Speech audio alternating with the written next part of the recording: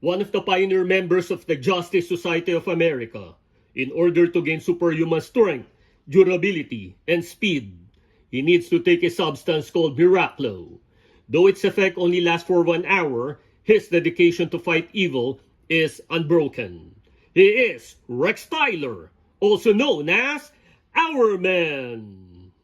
I'm the Markman, and today we're going to unbox and review McFarlane DC Multiverse figure of one of the pioneer members of the Justice Society of America, Hourman.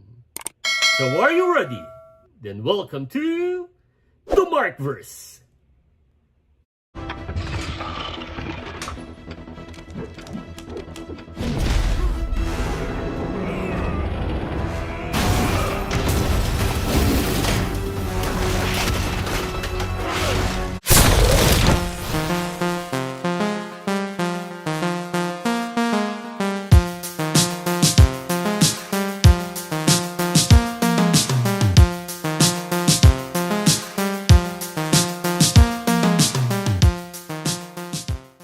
There are already 3 characters who took the mantle Hourman.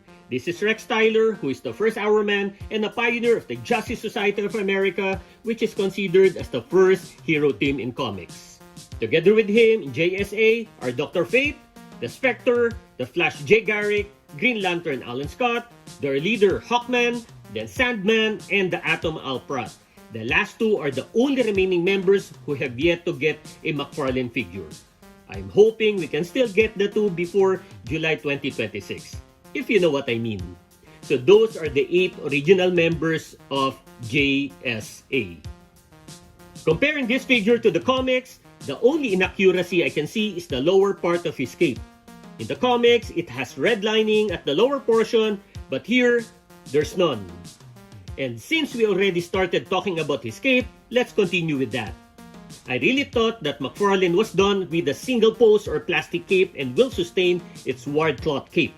As you can see, I'm wrong. He has this plastic cape. But maybe this was designed before McFarlane pursued the ward capes and was just released late. I don't know. Nevertheless, this cape still looks good.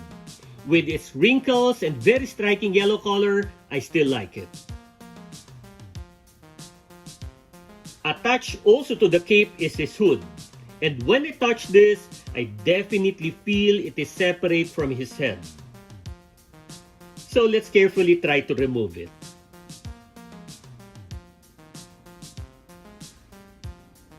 So I can only push it down to the back of his head a little. At least we can see what the top of his head looks like. This folded middle part of his hood is a little sided to his left.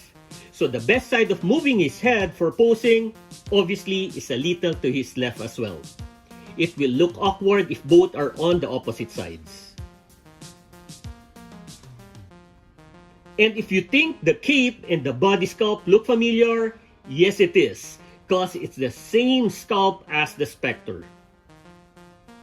And I think this is the reason why they still have this plastic cape. So most parts of his body have rough textures. Here's the hourglass, which serves as the centerpiece of his costume. It is bound to his chest. Then his red belt that looks like a plain wrestling or boxing championship belt. One of the things I like about this figure is its colors. It's striking. Even the black is shining and it has good combination with the yellow color. No problem with the body symmetry and the stance. Now, one of the downside of this figure is that he does not have any accessory except for the usual base. And the art card.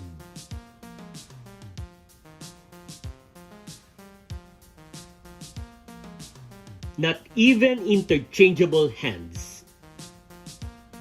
So we are stuck with the left fist and a semi-open right hand to hold borrowed accessories from other figures. So for the measurement,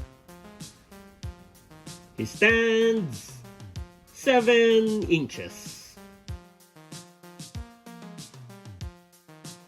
Let's now check the articulation starting with the head. So because of the hood, he has very little head articulation. We can actually tilt his head, but the hood is covering his eyes and that is not realistic. Then the arms, lateral raise, forward, back.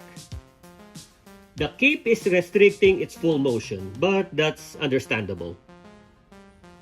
Bicep swivel, double jointed elbow, then full raise motion. We have diaphragm articulation, we have hip swivel, then the legs, sideways, forward, back, double jointed knee,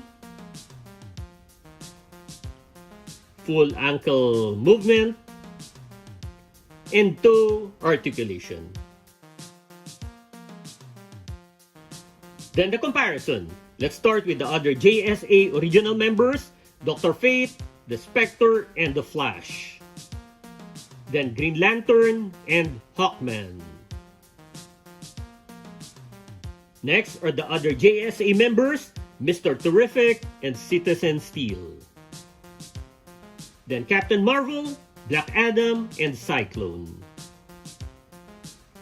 Then the regular and mega figure of Atom Smasher. Last are the JSA villains, Sportsmaster and Solomon Grundy. Again, these are all the original JSA members that McFarlane already offered. We are only missing the Atom, Alprat, and Sandman. So that's the comparison. I'm glad they made his figure almost accurate as its comic design. The colors is striking, which I love, and the symmetry and stance, it's good. Then the issues. First, since they went back to the plastic cape, it's constricting its movements, such as the arms and the head. At least they should have made the hood cloth for him to tilt his head back. Second, he does not have any accessories. I wish they included even one that could be used at least by any figure. It does not even have an alternate hand. Nevertheless, this is one of the figures you need to have since he's one of the pioneer members of the Justice Society of America. Hourman is a legend.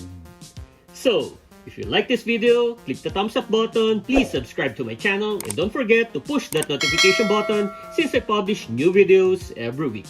Again, I'm the Markman. Thank you for visiting the Markverse, and always remember to pay it forward with kindness.